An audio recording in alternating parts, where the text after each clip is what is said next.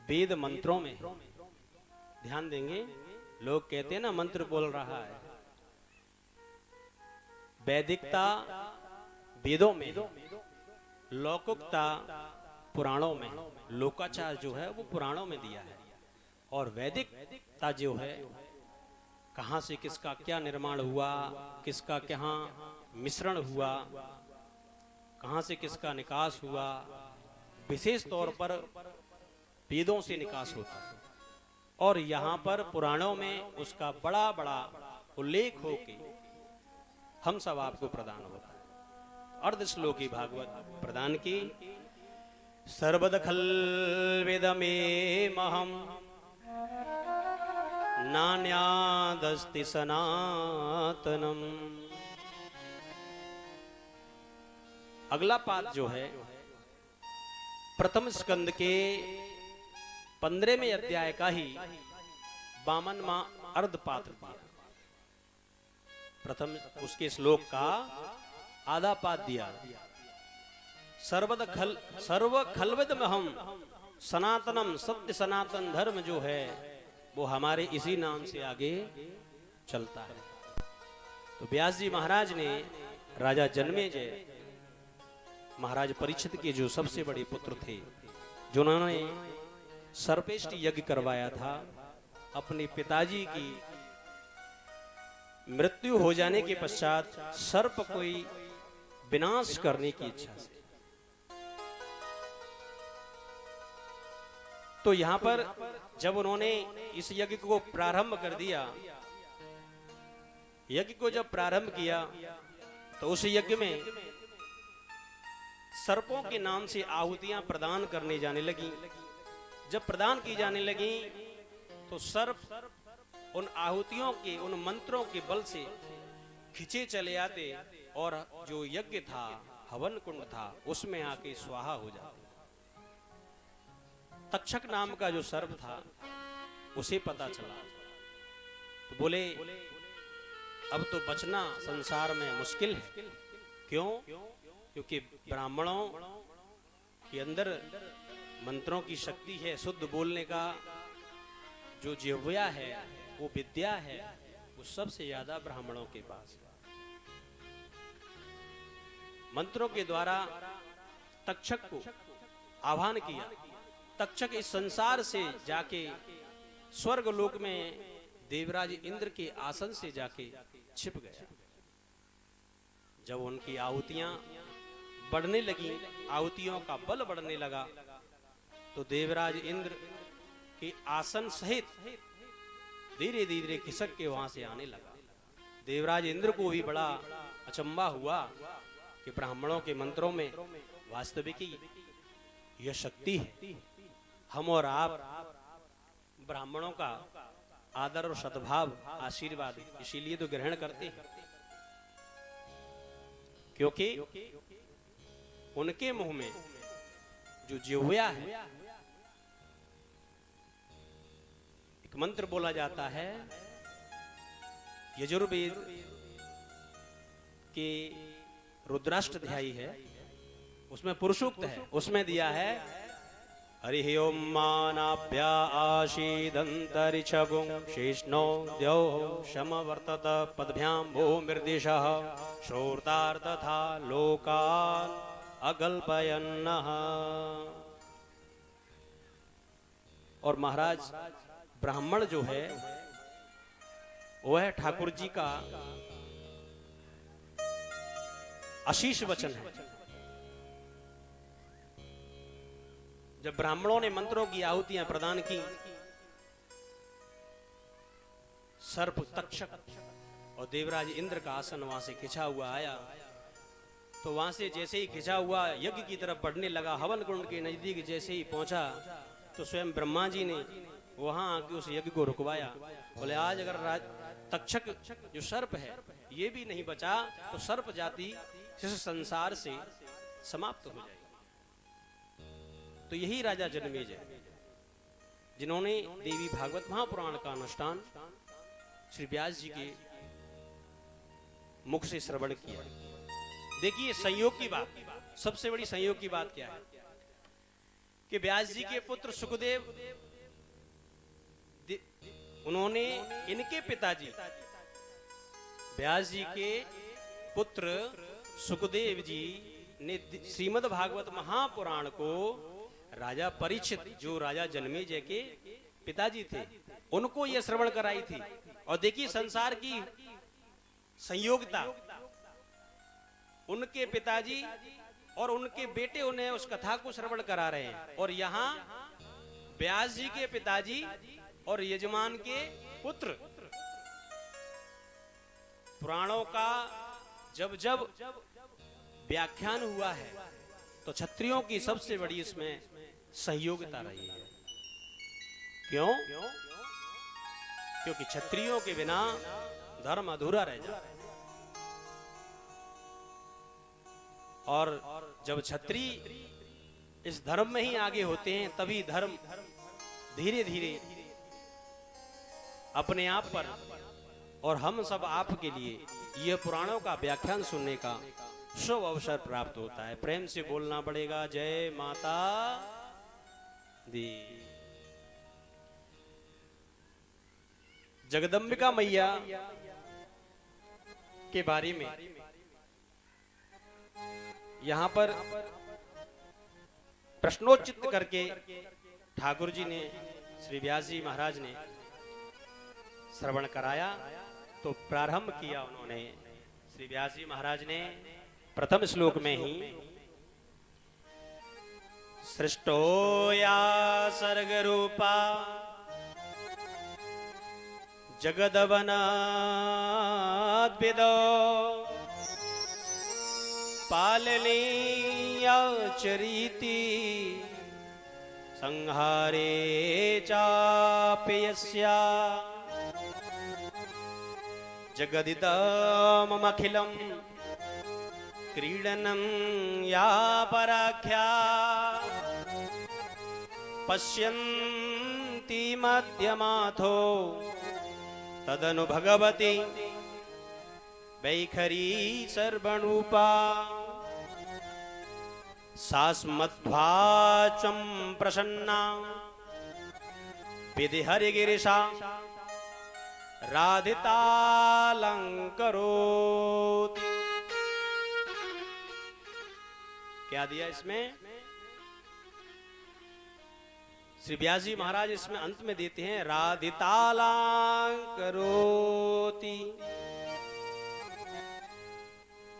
सबसे बड़ी मैया का नाम प्रदान किया गया तो वो है हमारी श्री राधा रानी,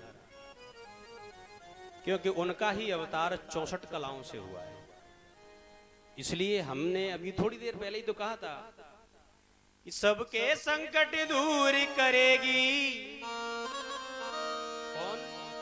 वो बरसाने वाली बजाओ माँ के नाम की ताली, बजाओ माँ के नाम की ताली। तो देवी भागवत में भी सबसे बड़ी आलाष्टा देवी हमारे लिए, आप सबके लिए श्री राधा रानी को संबोधित किया। मैं नहीं कह रहा, श्लोक कह रहा है। प्रमाणित चीजें ही व्यक्ति को व्यास मंच से कहनी चाहिए। अनर्गल बातें कहना स्वयं के पाप को निमंत्रण देना होता है। तो व्यास जी ने प्रथम श्लोक का जब निर्माण किया तो नैमिषारण्य क्षेत्र में सोनकादि 88,000 ऋषियों ने सूत जी महाराज को जैसे ही देखा, अहो भाग्य सूत सूत महाभाग। बोले महाराज, अज्ञान ध्वंस विध्वंस कोटि सूर्य समप्रभा सूताज्ञा एकथा सारम मम कर्ण रसायनम। हे सूत जी महाराज, आप तो व्यास जी महाराज के परम प्रिय शिष्य रहे हैं, तो आपसे मेरा निवेदन है कि आप अपने आसन को ग्रहण कीजिए और हमें अज्ञान ध्वंस विध्वंस कोटि सूर्य समप्रभ, एक सूर्य नहीं कोटि हजारों सहस्रों को सूर्यों के समान आपके अंदर जो ज्ञान का भंडार और प्रकाश है, उसमें से थोड़ा बहुत महाराज हमें भी प्रदान कर दीजिए। क्यों? सूता क्या कथा सारम मम कर्ण रसायन। महाराज आप हमें सार सार को श्रवण कराएं। हमारे कान जो हैं इसको सुनने के लिए ललायत हो रहे हैं। जिस तरीके से हमारे कान सबसे ज्यादा संगीत को सुनने के लिए ललायत होते हैं, उसी तरीके से जो भगवत भक्त होते हैं, धर्म के प्रेमी होते हैं, रसिक होते हैं, वो हमेशा भगवान की चर्चाओं के लिए ज्यादा ध्यान देते हैं। तो यहां पर सूत जी महाराज से निवेदन किया, और जैसे ही निवेदन किया तो सूत जी महाराज ने उनसे बोले आपको आज हम एक ऐसी कथा के बारे में श्रवण कराते हैं जो संसार में सबसे अनोखी है। बोले महाराज वह कथा और उसका महात्मा, उसके बारे में पहले हम सुनना चाहते हैं। महात्मा का मतलब होता है, हम और आप समझने की, महात्मा का मतलब होता है सारांश, उसके बारे में पहले बड़ाई करके समझाना, या इससे किसको फायदा हुआ है, किसने इसका अनुष्ठान किया है, किसने इसका लाभ प्राप्त किया है। तो सूत जी महाराज ने शौनकादि 88,000 ऋषियों में सर्वश्रेष्ठ शौनक जी महाराज प्रश्न करने पर वहां आगे बैठे। विष्णुरंसो मुनिर्जात सत्यवत्याम पराशरा। विष्णु भगवान के जो अंशावतार हैं पाराशर नंदन व्यास जी महाराज बोले मुझे उन गुरुदेव ने जो प्रदान किया है मैं आपको श्रवण करता हूं। विभज्य वेदांश चतुरः शिष्यान मध्याय मत्पुरा। और सबसे बड़ी हे शौनक जी महाराज, शिष्यों के बीच में जो आप बैठते हो ना तो एक अनोखे ही नजर आते हो। बोले महाराज जैसे, बोले जैसे माला में एक मोती होता है ना, बीच में अलग ही चमकता है। बोले आपके अंदर एक अलग ही एक तेज है, वो अलग ही चमकता है। आपके अंदर जो प्रश्न करने की जो कला है, मैंने और ऋषियों में सुना है वो भी प्रश्न करते हैं, पर औरों में नहीं देखा जो आपके अंदर है। वृत्यानाम दुजस्योनाम वेदेश्वनाधिकारिणाम। और आपने हमेशा प्रश्नों को संसार हित के लिए किया। क्यों? संत हृदय नवनीत समाना, रामायण कहता है ना, संतों का हृदय कैसा होता है, मक्खन की तरह पिघल जाता है दूसरों का कष्ट देखते हैं। और हमारे जो बाबा हैं मंदिर के, इन्होंने तो इस मंदिर पे आके वास्तव में बहुत बड़ी, इतनी बड़ी कृपा की है कि क्या कहें। मेरा तार प्रभु से जोड़े ऐसा कोई संत मिले। भाई ये तो भगवान की ही कृपा है, जब हम सब आपको ऐसे संत मध्य में हमें प्राप्त होते हैं, और उनकी कृपा पर जब हम पर उनकी कृपाएं बरसती हैं, तब हम आप सब मिलके अनन्य गाथाओं को श्रवण करने का मौका मिलता है। वही सूत जी महाराज ने शौनक जी महाराज से कहा, और शौनक जी महाराज जी वही कहते हैं, मेरा तार प्रभु से जोड़े ऐसा कोई संत मिले। मेरा तार प्रभु से जोड़े ऐसा कोई संत मिले।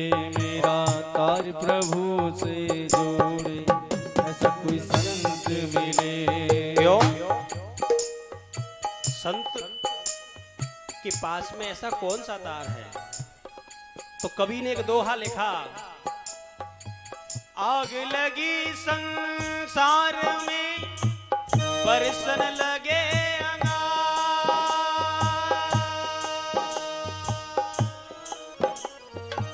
संत न होते जगत में जल मरता संसार। जल मरता संसार, जल मरता संसार। तो बार बार संतों ने ही तो इसका बीड़ा उठाया। ओ मेरा तार प्रभु से जोड़े ऐसा कोई संत मिले। मेरा तार प्रभु से जोड़े ऐसा कोई संत मिले। कोई संत मिले। मेरा तार प्रभु से जोड़े ऐसा कोई संत मिले। और मेरा मन का रास्ता मोड़े ऐसा कोई संत मिले।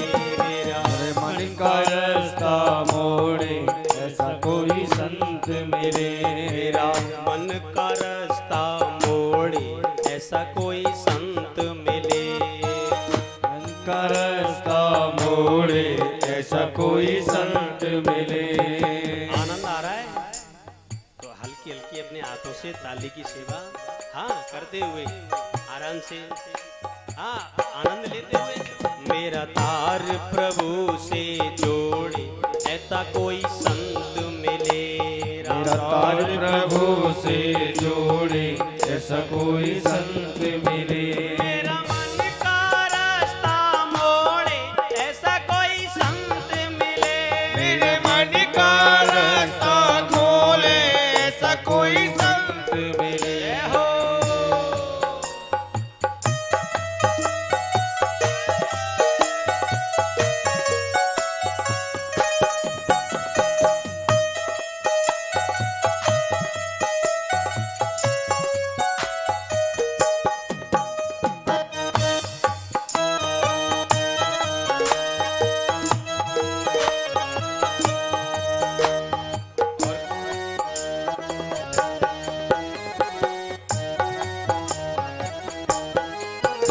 और बहुत सुंदर शब्दों में यह भजन। मैं मूड बड़ा अज्ञानी हूँ। मूड बड़ा ज्ञानी हूँ। हम संतों के चरणों में जाएं, देवालय में मंदिरों में जाएं तो अज्ञानता को दूर करने के लिए ही तो जाते हैं। मैं मूड बड़ा अज्ञानी हूँ। मूड बड़ा ज्ञानी हूँ। मैं पापी बड़ा नादानी हूँ। मैं पापी बड़ा नादानी हूँ। मैं पापी बड़ा नादानी हूँ। मैं पापी बड़ा नादानी हूँ। और ये संत जो होते हैं वो प्यार के ऐसे गोले मारते हैं, कभी मिश्री का गोला, कभी लड्डू का गोला और कभी अपनी मिठास जुबान में भरी हुई रसना का गोला। हम मुझे मारे ज्ञान के गोले ऐसा कोई संत मिले। मुझे मारे ज्ञान के गोले ऐसा कोई संत मिले। मेरा तार प्रभु से जोड़े ऐसा कोई संत मिले। मेरा ज्ञान प्रभु से जोड़े ऐसा कोई संत मिले। ओ ऐसा कोई संत मिले। संत मिले। ऐसा कोई संत मिले। ऐसा कोई संत मिले। मेरा रास्ता रूप दिखाए ऐसा कोई संत मिले। मन की आंखें खोले ऐसा कोई संत मिले। मेरा तार प्रभु से जोड़े ऐसा कोई संत मिले। मेरा तार प्रभु से जोड़े ऐसा कोई संत मिले। मेरा तार प्रभु से जोड़े ऐसा कोई संत मिले। मेरा तार प्रभु से जोड़े ऐसा कोई संत मिले। बोलो संत समाज की। तो महाराज सूत जी महाराज से इस तरीके से निवेदन किया। सूत जी महाराज ने कहा नवाह यज्ञे संपूर्णे पारछेदपि भूपति। हे भूपति जी महाराज, आपने जो प्रश्न किया है वो नवापरायण होता है। देवी भागवत महापुराण का जो अनुष्ठान है वह 9 दिन का होता है और वह 9 दिन में ही संपन्न होता है। नवाह यज्ञे संपूर्णे पारिछेदपि भूपति। हे महाराज जन्मेजय, आपको जिस अनुष्ठान के बारे में श्रवण कराया जा रहा है वह नवपरायण है और हमारा रामचरितमानस है वह भी नवपरायण है, वो भी 9 दिन का होता है। शिव महापुराण है वो भी 9 दिन का होता है। और देवी श्रीमद् भागवत महापुराण है सप्ताह यज्ञे न कलौ पुनन्ति ते, महात्म्य में दिया है देवी भागवत महापुराण, श्रीमद् भागवत महापुराण में। वह सप्ताह के लिए है। क्यों? वो इसलिए सप्ताह के लिए है। कुछ लोग प्रश्न करते हैं बार बार, महाराज परीक्षित के पास 7 दिन का ही समय था, इसलिए वह सप्ताह परायण विधि बनाई गई। और इसे भी आप चाहें तो 9 दिवस का नवपरायण भी कर सकते हैं, एकादश परायण भी कर सकते हैं। क्योंकि जितने इसमें गोते लगाए जाते हैं वो परायण के दिवस अधिक होते हैं, उसमें ही आनंद आता है। प्रेम से बोलना पड़ेगा जय माता दी। भैया इन बालकन बैठा दो, हाँ ये छही छोरन बैठा दो भाई देवी देवताओं, हाँ इन पे कृपा करो। ने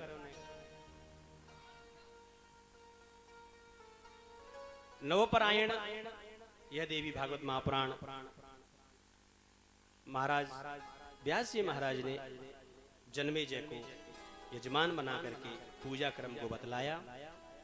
तब कहा उन्होंने 18 पुराणानां मध्ये सर्वोत्तमं परम, 18 पुराणों में सबसे परम उत्तम परायण है देवी भागवतम नाम धर्म कामार्थ मोक्षदम।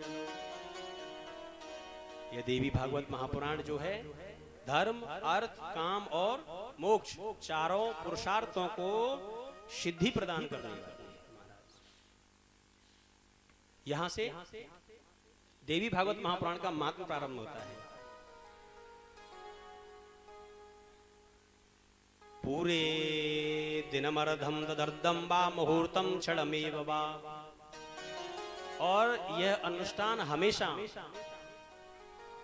मुहूर्त के ब्राह्मणों से निकलवाने के बाद ही इसका प्रारंभ किया जाता है। और एक अनोखी बात, अधिक मास जो चल रहा है, मल मास हम और आप सब बोलते हैं, लौंद का महीना हमारी भाषा में, अपनी भाषा में समझे, लौंद का महीना, यह जो मास है इसमें एक कदम धर्म के लिए धरा जाता है और जो व्यक्ति बढ़ता है उसके लिए अक्षय हो जाता है। अक्षय का मतलब होता है कोई गिनती नहीं होती। यह मास अपने आप में धर्म परायणता का मास है। कथा आगे आएगी, आपको बताया भी जाएगा। इसको ब्रज भाषा में पुरुषोत्तम मास कहा जाता है और पुराणों में भी इसका नाम पुरुषोत्तम मास ही आया है। मल मास भी आया है और वह मास आज हम सब आपके समय पर दूसरा दिन उसका प्रारंभ हो चुका है। उसी अधिक मास में हम सब आप इस कथा को श्रवण करने का हम सब आपको भाग्य ठाकुर जी ने प्रदान किया है। सुधा पिबन्नेक एवः नरः स्यात् जरामर। व्यास जी महाराज ने कहा श्री जन्मेजय महाराज से, बोले हे राजन, ये सुधा, यह अमृत कथा श्रवण करने का जो अवसर है, जो आपको अमृत श्रवण करने को मिल रहा है, यह स्यादर जरमरः। देवता चाहें खुशी खुशी इसको भी ग्रहण नहीं कर सकते, क्योंकि उन्हें सुलभ ही नहीं है। हर जगह अजर अमरता का वरदान प्राप्त हो सकता है, परंतु कथा श्रवण करने का नहीं होता। इसीलिए तो हनुमान चालीसा में कहा है, प्रभु चरित्र सुने वे को रसिया। प्रभु चरित्र सुन वे को रसिया। प्रभु चरित्र वे को रसिया। प्रभु चरित्र सुन वे को रसिया। क्यों? जब ये 40 चौपाई रामायण की निर्माण की गई तो हनुमान जी की इसमें सबसे बड़ी महत्वता दी गई। प्रभु चरित्र सुने वे को रसिया। प्रभु चरित्र सुन वे को रसिया। क्यों रसिया बनाया गया इनको पता है आपको? लोग बार बार बोलते हैं रसिया, शब्द किनका नाम है? प्रभु चरित्र सुने वे को रसिया। हाँ, और बताएं आपको, लोग बार बार प्रश्न कल ही मेरे से पूछ रहे थे, बोले महाराज लांगुर कौन है? या महाराज लांगुर यही है, टेढ़ी टांग वारो, मैया के आगे आगे चलते हैं। बोलो लांगुरा बलवीर की जय। प्रभु चरित्र सुने वे को रसिया।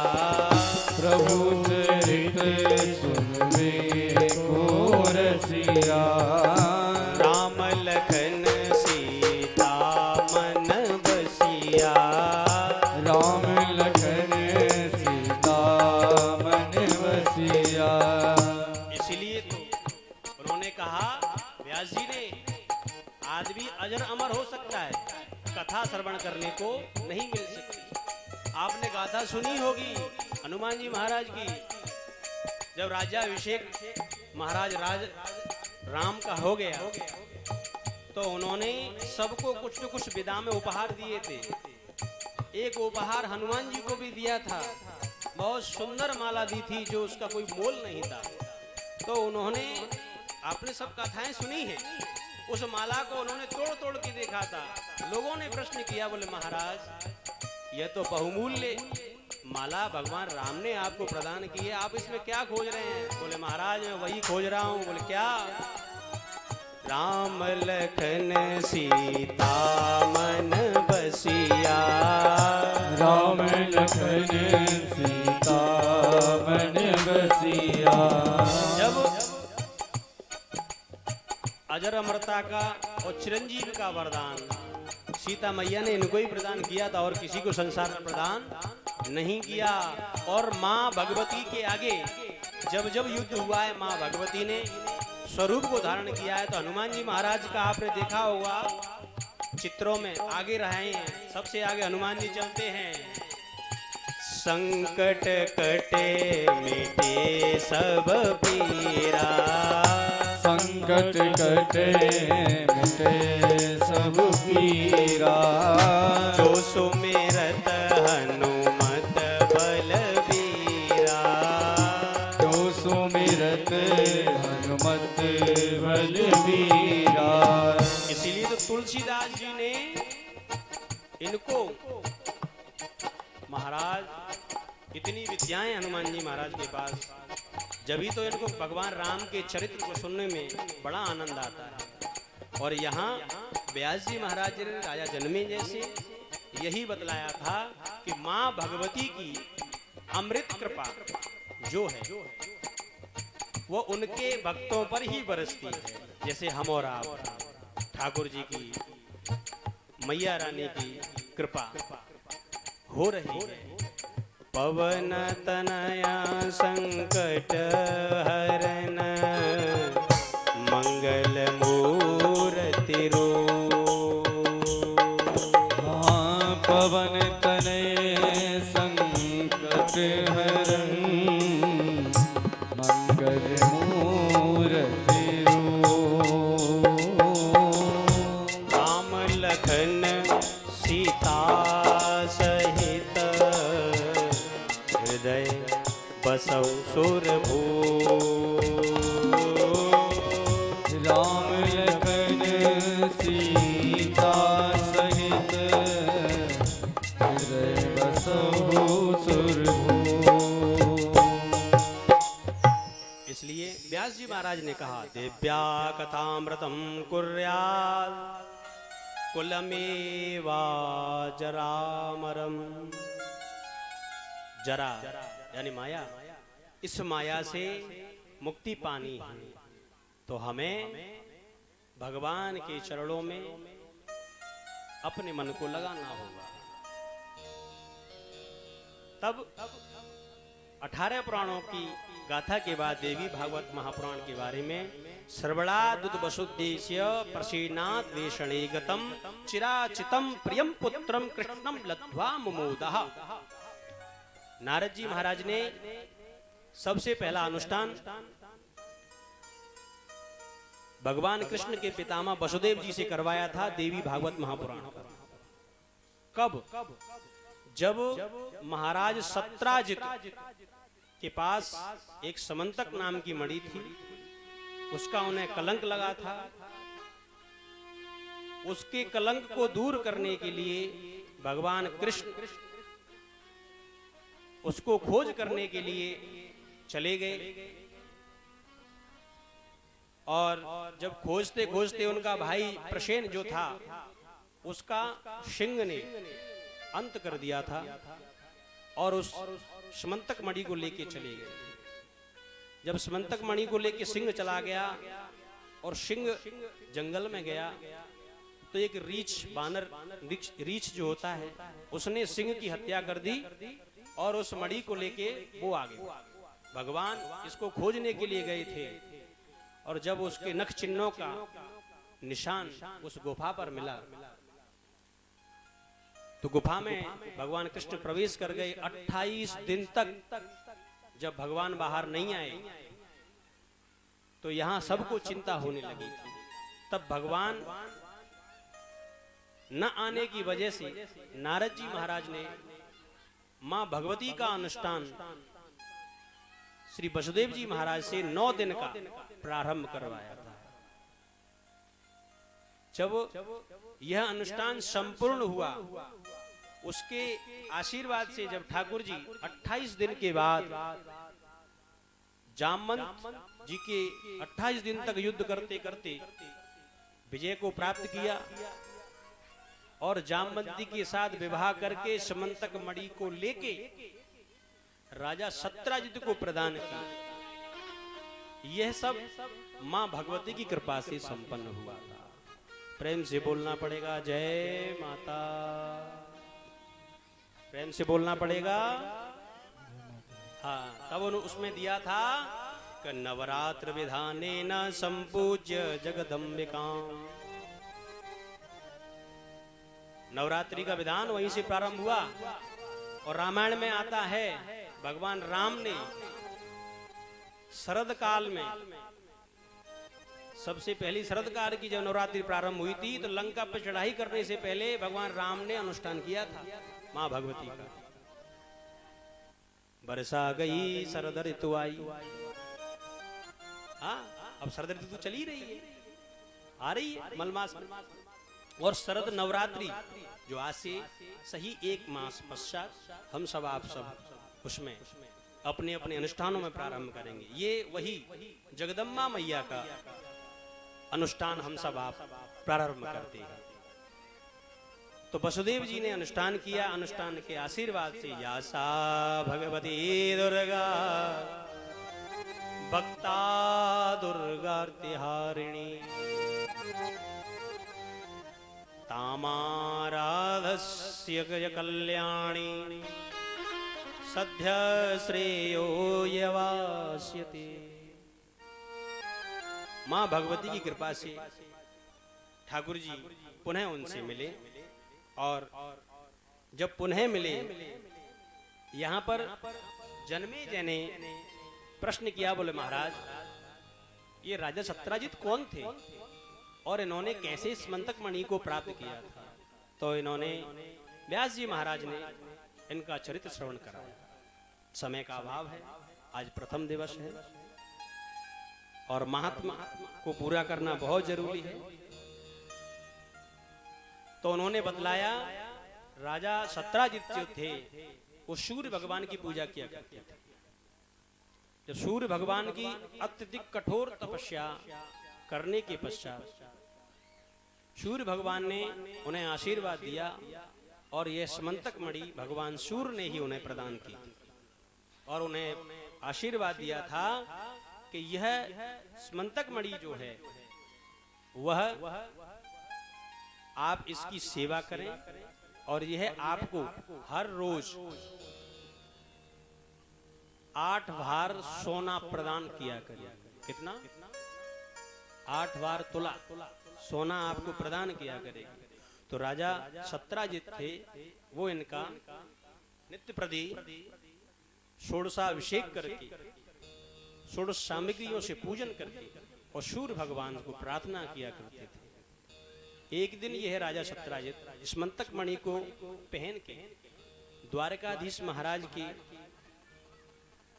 राज्यसभा में आए और सबने उनसे अनुग्रह किया कि राजन, आप अगर इस मणि को द्वारकाधीश को समर्पित कर दें तो द्वारकाधीश की शोभा में 4 चांद और लगे।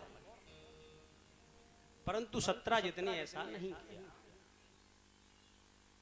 उनका ही भाई प्रसेन जो था, एक दिन भाई से उस स्मंतक मणि को लेके आखेट यानी वन में शिकार करने के लिए गए थे। वहां पर सिंह ने देहांत कर दिया। तो एक दिन राजा सत्राजित ने अपनी धर्मपत्नी से कहा कि मुझे तो लगता है, मैं एक बार द्वारकाधीश की सभा में गया था, उन्होंने मुझसे याचना की थी कि आप इस स्मंतक मणि को महाराज द्वारकाधीश को प्रदान कर दें। कहीं मैंने नहीं दी है, कहीं उन्होंने तो नहीं यह कर्म कर दिया हो, मेरे भाई की हत्या करवा दी हो इस स्मंतक मणि को प्राप्त करने के लिए। अपनी धर्मपत्नी से कहा था। और मैयाओं में बड़ा स्वभाव होता है, कोई जल्दी प्रचार करना है तो मैयाओं के पास उस चर्चा को पहुंचा दो। कर्णे कर्णे सनई सनई, कानों कानों बात धीरे धीरे द्वारकाधीश तक पहुंच गई। जब द्वारकाधीश ने सोचा कि हमने तो कुछ किया नहीं, ये कलंक ऐसे ही लग रहा है। जब ठाकुर जी ने उसकी खोज के लिए निकले थे और प्रसेन का सब पड़ा हुआ वहां पहुंचे, सिंह को देखा, सिंह मरा हुआ मिला। ऋक्षराज से जाके गुफा में प्रवेश किया। उस गुफा में एक ऋक्षराज की जो कन्या थी, उस मणि के खेल रही थी। जैसे ही उनका नाम था जाम्बती, जब उन्होंने जिंदगी में पहली बार किसी पुरुष के दर्शन किए थे, जब पहली बार पुरुष के दर्शन किए तो वो घबराने लगी, बोले पता नहीं कौन है। द्वारकाधीश को देखा, वो चिल्लाने लगी। उनके पिताश्री जामवंत जी वहां पर आए, प्रश्न किया, बोले कौन है और यहां क्यों आए हो? द्वारकाधीश महाराज ने उन्हें बतलाया। बोले यह जो मणि है, इसकी वजह से हमें कलंक लगा है, इसे आप हमें प्रदान कर दें तो हम राजा सत्राजित को ले जाके दे दें तो हमारे सर पर से ये भार है वो दूर हो जाएगा। बोले इसके लिए तो आपको मुझसे युद्ध करना पड़ेगा। जामवंत जी की इस बात को देख के ठाकुर जी ने बोले ऐसी इच्छा है तो आपकी युद्ध किया जाए। सज्जनों, 28 दिन तक भगवान द्वारकाधीश थे, ऋक्ष जामवंत जी का युद्ध हुआ। 28 दिन में ठाकुर जी ने जामवंत जी की एक एक शरीर की नस नस को खोल दिया युद्ध करते करते। जामवंत जी को एहसास हुआ, बोले ऐसा कौन व्यक्ति है जिसने मुझे परास्त किया है? आज तक मैं इतना हताश और मनोबल मेरा कभी नहीं टूटा। हाथ जोड़ के उनसे प्रार्थना की कि आप हो कौन? सुर हैं, देवता हैं, कोई स्वरूप धारण करके आए हैं, कोई मायावी है, गंधर्व है। आप अपने साक्षात्कार में मुझे अपने आप से अवगत कराएं। भगवान द्वारकाधीश ने अपना परिचय दिया। जैसे ही परिचय दिया, बोले तुम्हें याद है? बोले जब राम अवतार हुआ था तो आपने ही कहा था लंका का युद्ध संपूर्ण होने के बाद बोले महाराज एक मेरे मन में इच्छा रही। बोले कौन सी? बोले मेरी इच्छा ये थी कि मैंने किसी से अपनी पूरी ताकत लगा के युद्ध नहीं कर पाया और मेरी भुजाएं फड़क रही। कहा था? बोले हाँ। और आपके मन में ये भी विचार था कि मैं भगवान राम से दो दो हाथ भी करूं, तो मैंने वहीं पर तुम्हें ये वरदान दे दिया था कि समय आने पर ये आपकी इच्छाएं भी पूरी की जाएंगी। प्रेम से बोलना पड़ेगा जय माता दी। बोले महाराज मैं आपको कैसे मानूं कि आप भगवान राम के अवतार जो कृष्ण के स्वरूप में आप पधारे हैं। तो वहां पर भगवान द्वारिकाधीश ने ध्यान लगाते हुए वही छवि को दर्शाया। लोका विरामम रणरंग धीरम राजीव नेत्रम रघुवंशनाथम। श्री राम जय राम जय जय राम। श्री राम जय राम जय जय राम। इस छवि को जैसे ही देखा जामवंत जी ने हाथ जोड़ के खड़े हो गए और प्रार्थना करने लगे। बोले महाराज मुझे विश्वास हो गया। बोले मुझे गुरूर था अपने ऊपर। जिस समय वामन अवतार हुआ था उस समय मैंने समुद्र को क्या इतनी जल्दी अपनी ताकत से, इतने अपने बल से संसार की परिक्रमा लगा दी थी। और महाराज आज मुझे एहसास हुआ कि संसार में भगवान से बड़ा कोई नहीं है।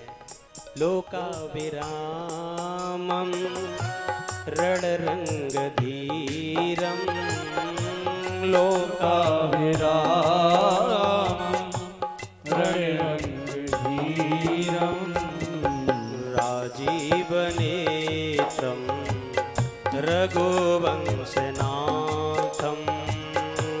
राजीव नेत्रम रघुवंशनाथम। कारुण्य रूपं करुणाकरंतम श्रीरामचंद्रम शरणं प्रपद्ये। श्री राम जय राम जय जय राम। श्री राम जय राम जय जय राम।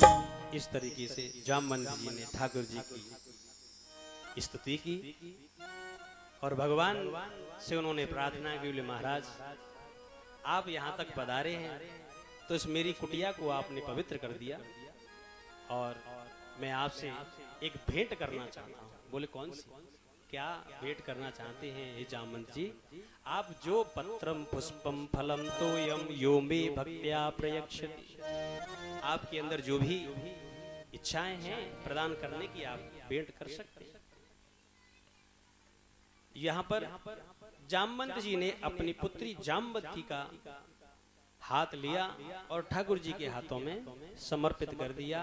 बोले बेटी आज से मैं तेरा पाणी ग्रहण संस्कार कन्यादान करता हुआ इनके हाथों में तुझे सौंपता हूँ। आज से तेरे पति परमेश्वर यही होंगे। और ठाकुर जी ने उन्हें प्रेम से ग्रहण किया। आए वापस राजा सत्राजित को वह मणि प्रदान की। जब राजा सत्राजित को मणि प्राप्त हो गई तो राजा सत्राजित को बड़ी ग्लानि पैदा हुई, अपने अंदर बड़ा अफसोस पैदा हुआ। बोले ये मैंने क्या किया? इन पर मिथ्या दोष लगाया था। अगर इनको ये ऐसा करना होता तो द्वारिकाधीश इस मणि को खोजने के लिए वहां तक नहीं जाते।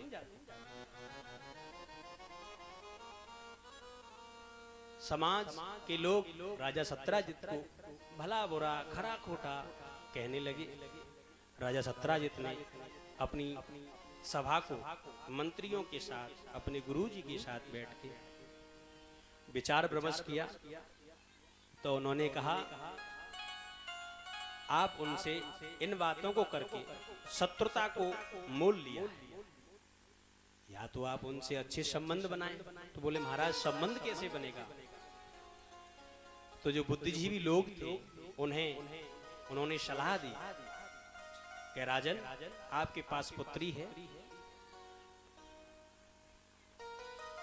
सत्यभामा, उसका पाणी ग्रहण संस्कार द्वारकाधीश से कर दो, वो आपके दामाद और आपके रिश्तेदार हो जाएंगे और मित्रता बन जाएगी और दोष और शत्रुता खत्म हो जाएगी। राजा सत्यराजित ने ऐसा ही किया।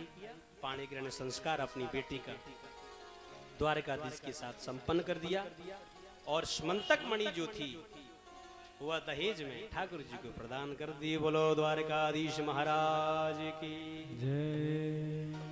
राजा जन्मेजय को इस तरीके से व्यास जी महाराज ने महात्मा की कथा को, देवी भागवत की कथा को श्रवण कराया और उन्होंने बतलाया कि इस कथा को पवित्र मुहूर्त निकलवा के ब्राह्मण वंश में ही पैदा हुआ हो उसी व्यास से कथा को श्रवण करना चाहिए, जब ही उसका फल प्राप्त होता है। कथा प्रवक्ता ब्रह्मचारी होना चाहिए, ब्राह्मण बालक होना चाहिए। और अगर ऐसा नहीं करते हैं तो आप तो नरक के गामी बनते ही हैं, अपनी और पीढ़ियों को भी उनके लिए निमंत्रण दे देते हैं। देवी भागवत कहती है सूर्योदयम समारभ्य किंचित सूर्ये वशेषते। विद्वान वक्ता चाहिए और वो कैसा होना चाहिए?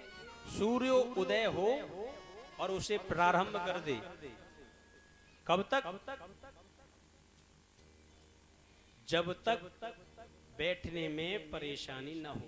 वैसे तो सूर्य अस्त हो जब तक का इसमें विधान दिया है, परंतु व्यक्तियों में बैठने की शक्ति नहीं, आसन इतने जोर के नहीं है, ताकत लगा के हम अपने आसनों पर विराजमान हो सके और कथाओं को श्रवण कर सके।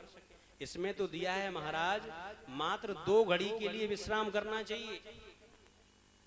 कितनी घड़ी के लिए? 2 घड़ी के लिए। और 1 घंटे में 2.5 घड़ी होती है। कितनी होती है? 1 घंटे में 2.5 घड़ी होती है। अब 2 घड़ी का विश्राम दिया है महाराज। और समय के देखते हुए विद्वानों ने समय का परिवर्तन किया और उन्होंने कहा मुहूर्त मात्रम विश्रम्य मध्याह्ने वाचयेत सुधि।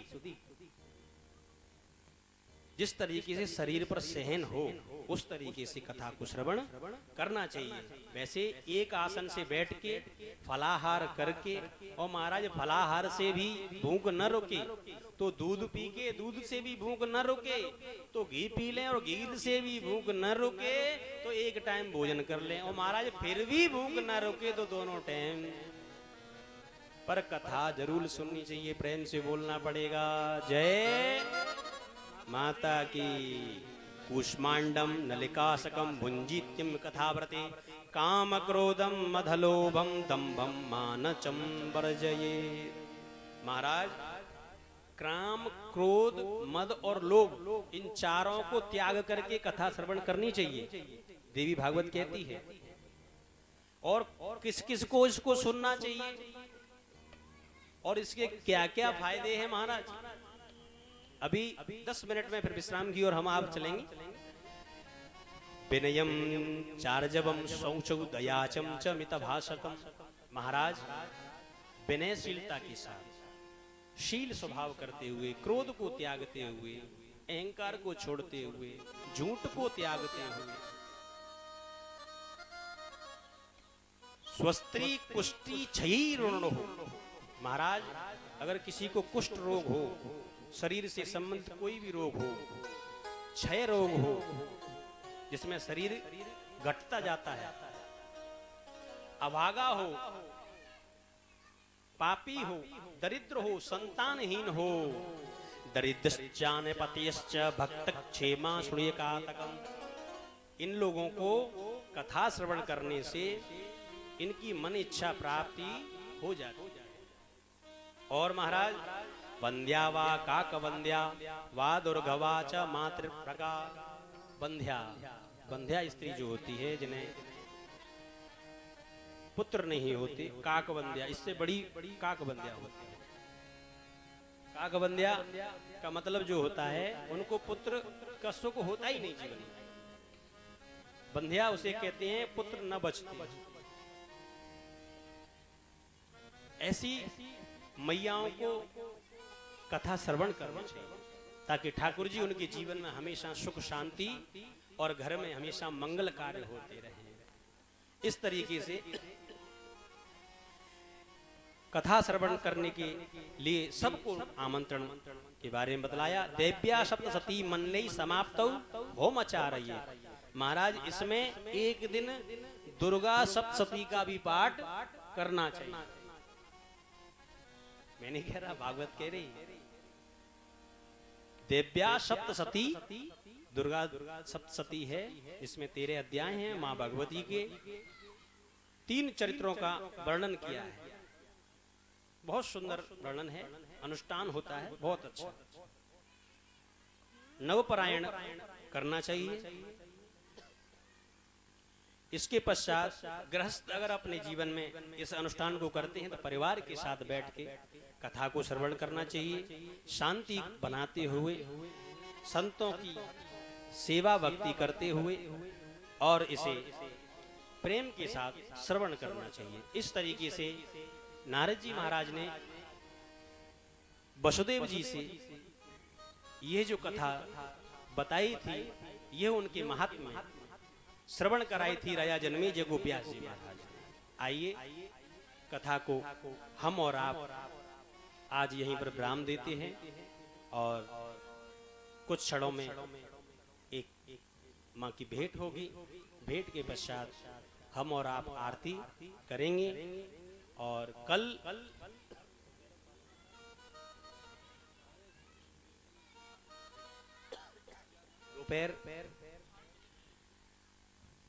दोपहर से कथा प्रारंभ होगी,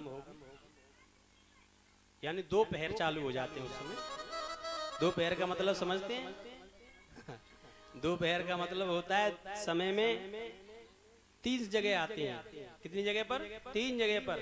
प्रातः बेला ब्रह्म मुहूर्त होता है, जो रात्रि से सुबह प्रवेश करता है, वो दोपहर। और जो मध्याह्न समय रहता है उसे हम अपनी भाषा में दोपहर कहते हैं। और तीसरा जो मध्याह्न काल में जब ये पहर अपने से मिलते हैं, दोपहर दोनों मिलते हैं, उसे कहा जाता है दोपहर। ठीक है, तो बीच के दोपहर पर हम आप सब समय से कथा में प्रवेश करेंगे और सब समय से इकट्ठे होंगे और कथा में आनंद लेंगे। ज्यादा से ज्यादा समय को लेके और ज्यादा से ज्यादा लोग पधारेंगे। आइए कथा की वाणी यहीं पर मैं विराम करता हूँ और आए एक भजन, उसके पश्चात हम सब आप आरती और कल कथा में पुनः प्रवेश समय से करेंगे। बोलो देवी मैया की। दरबार हजारों देखे हैं, पर ऐसा कोई दरबार नहीं। सरकार हजारों देखी है, पर ऐसी कोई सरकार नहीं। हो अम्बे रानी का, माता रानी का, अम्बे रानी का तू ले ले सहारा कि बेड़ा पार हो जाएगा। अम्बे रानी का तू ले ले सहारा, बेड़ा पार हो जाएगा। मेरी माता का तू ले ले सहारा कि बेड़ा पार हो जाएगा। मेरी माता का ले ले सहारा बेड़ा पार हो जाएगा। कि बेड़ा पार हो जाएगा, कि बेड़ा पार हो जाएगा, कि बेड़ा पार हो जाएगा, कि बेड़ा पार हो जाएगा। मेरी माँ का तू जय हो। अम्बे माँ का तू, अम्बे रानी का तू ले ले सहारा, कि बेड़ा पार हो जाएगा। अम्बे रानी का तू ले ले सहारा के बेड़ा पार हो जाएगा।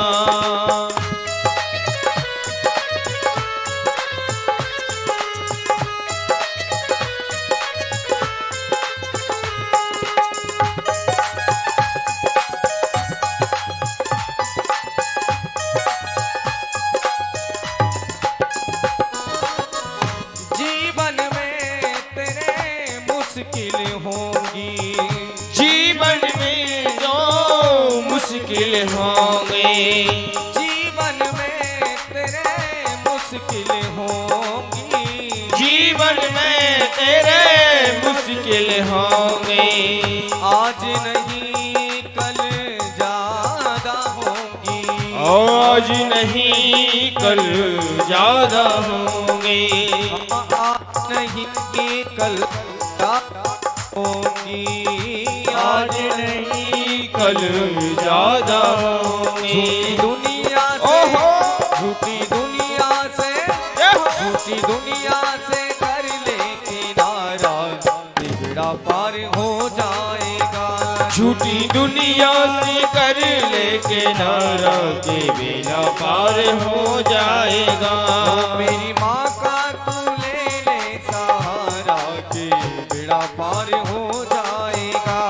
मेरी माता का ले ले सहारा, के बेड़ा पार हो जाएगा।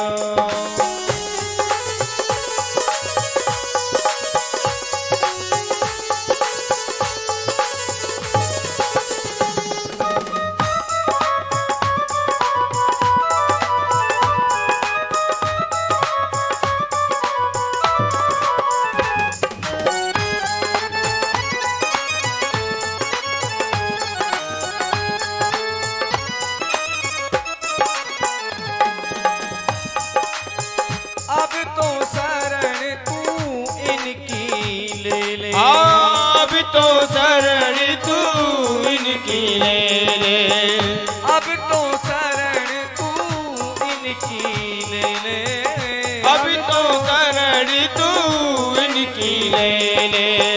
माँ के नाम का अमृत पी ले, आओ माँ के नाम का अमृत पी ले, माँ के नाम का अमृत पी ले, माँ के नाम का अमृत पी ले। नाम माँ का है, ओहो। नाम माँ का है, नाम माँ का है सबसे प्यारा, कि बेड़ा पार हो जाएगा। नाम माता है सबसे लाला के बेड़ा पार हो जाएगा। अम्बे रानी का तू ले ले सहारा, कि बेड़ा पार हो जाएगा। अम्बे रानी का तू ले ले सहारा, के बेड़ा पार हो जाएगा।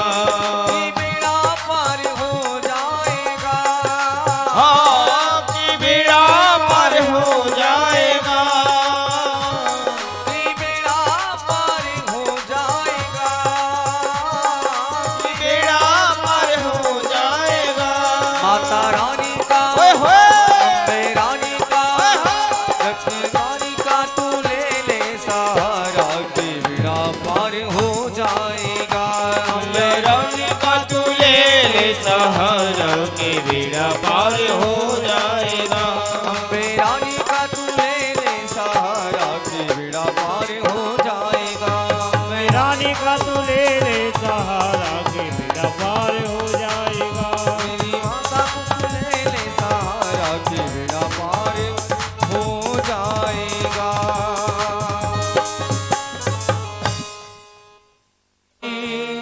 सभी खड़े हो जाओ। जय श्याम गौरी तुमको निस दिन ध्यावत मैया जी को निस दिन जावत हरि ब्रह्मा शिव